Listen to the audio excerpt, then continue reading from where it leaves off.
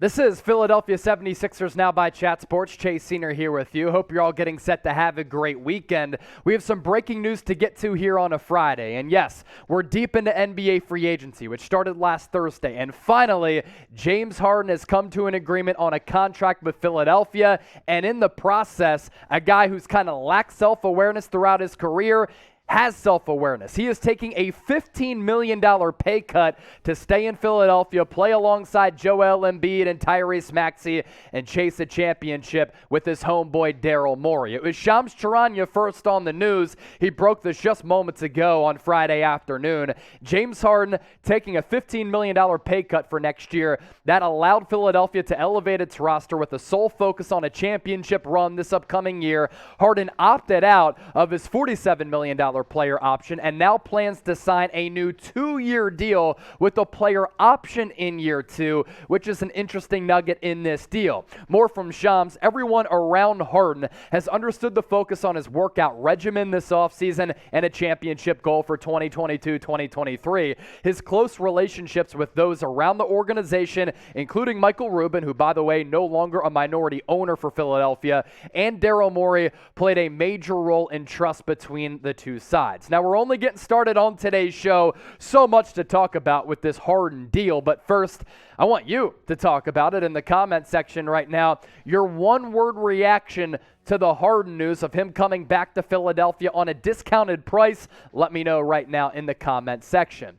My one word, it's a relief for a couple of reasons. One, it's not a long-term deal for a player who's had some decline to his game over the last couple of years. Two, he comes back on a little bit of a discount, which has allowed the Sixers to try to bolster that roster. And three, there's flexibility with this deal. It could end up being only a 1-year contract because of that player option in year 2. So it wouldn't handicap Philadelphia as compared to them signing him to a max deal worth around 5 years, and it could have been upwards to about $50 million for a player who's been going downhill the last couple of years. And you look at the numbers here, it's a really fascinating case study, right? Harden named to the 75th All-Anniversary team as one of the 75 players who are one of the best of all time, and certainly he deserves to be in that conversation and in that category because this guy is box office. This guy is special, and offensively on that end of the floor, he has been such a unique talent. But the numbers don't lie here,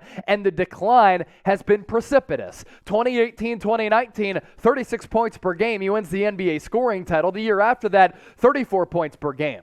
And then you see the numbers really start to fall off a cliff the last 2 years. Some of that because of injury, some of that because of a changing role with Brooklyn as well as Philadelphia. But when you watch James Harden play, there's no question that he's lacking a little bit of that step and that burst. He's not comfortable shooting the basketball from the outside, especially on that step back like he's been in years previous. And the shooting numbers also a little bit alarming and concerning. So for him to come back, $15 million is what you're saving here with this deal for James Harden, and it's a short-term deal with the player option in year 2. I think this is a big win for Philadelphia, and I've said this at times. I think the Sixers are a better operating basketball team when he is not the guy, because he is not the guy any longer or the top dog on a championship contending team. You have Joel Embiid, the emerging Tyrese Maxey, Tobias Harris can be a very good third option, and then Harden can either flip-flop with Toby for that third scoring option or be that fourth go-to guy, play the role of facilitator, the basketball savant, and utilize that really special and unique vision at that size of about 6'6". Now, this is why you subscribe to the channel. Still more to come on today's show because I do have some more thoughts and we got to take a look at some more numbers, but hit that red sub button down below because when breaking news happens like this, we get the team together here at Chat Sports. We get together a video as soon as possible so that we can inform you, entertain you, educate you, and just do our job of giving you the best Sixers coverage. It's youtube.com/76erstv, or even easier, just hit that red sub button down below. Now, is this a concerning trend for Harden with what you saw in the regular season as well as in the playoffs? He was sensational in that Game 4 at the Wells Fargo Center in South Philadelphia. He looked like vintage Harden with those 4 threes, I believe, all coming in the fourth quarter. Either way, after recess, he was giving it to Miami. No show in Game 5, even worse in Game 6. He was in the witness protection program for the entire second half of that deciding Game 6. You look at the regular season numbers, if he can do this, playing alongside this current cast, 22 points per game, 10 dimes, nearly 8 boards, that's really good. I just need to see the shooting numbers improve a little bit from 41% from the field, 32.5% from 3. In the playoffs, that 3-point number, if that can be the case in the regular season, nearly 37% with a lot of opportunities, that's pretty solid, but the points per game went down, so too did the assists as well as the rebounds and the overall field goal percentage. Now, what do the Sixers look like going into this upcoming season? It's a pretty solid team, and keep in mind, the DeAnthony Melton trade of trading away Danny Green in the first-round pick, I thought was really good value for an area of need. You get a scoring punch off the bench, a dog, a guy who's somewhat versatile and never scared to seize the moment. But this is the potential starting five for Philadelphia, and I believe this is going to be it, barring any major changes. Harden running your one. Tyrese Maxey can flip-flop back and forth between playing on-ball as well as off-ball. Joel Embiid, runner-up in the MVP race the last 2 years. You have to figure he's still going to be at the peak of his powers. Hopefully he can stay healthy during the critical junctures of the season. PJ Tucker giving you elite wing defense. Hopefully he doesn't age overnight at 37 years old. And Tobias Harris, who outside of a couple of games at the start of James Harden's Philadelphia tenure, I thought was good coming down the stretch and was pretty good in the playoffs as the Sixers did lean on him to make a couple of big shots. So what do you think? Are the Sixers title contenders with that starting five with a little bit of a better bench with DeAnthony Melton? Let me know in the comment section. Let your voices be heard. 2023 champs, I think that's a little bit too lofty, but can they get past the second round for the first time since 2001? My goodness. C for contenders, P for pretenders. Let me know right now. Now, for Harden to improve going into 2022-2023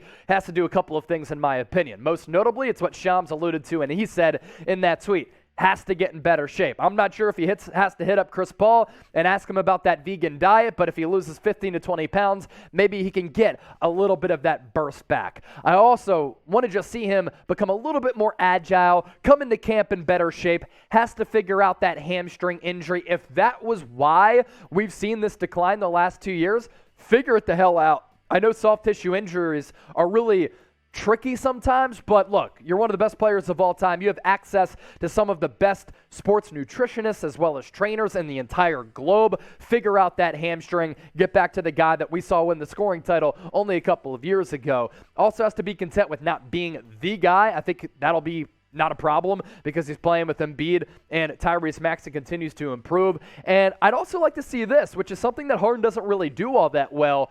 He looked uncomfortable last year shooting off the catch. But if he shoots off the catch, he's going to have a lot of wide open opportunities given the offensive personnel on the floor. But it seems as though when it comes down to a three-point shot, he only shoots it if he dribbles into it or if he does that little sidestep three or that step back three. That doesn't make any sense because the sidestep and the step back three, the degree of difficulty of that, so much harder than just catching the ball, letting it fly like your boy right here when I'm playing pickup hoops.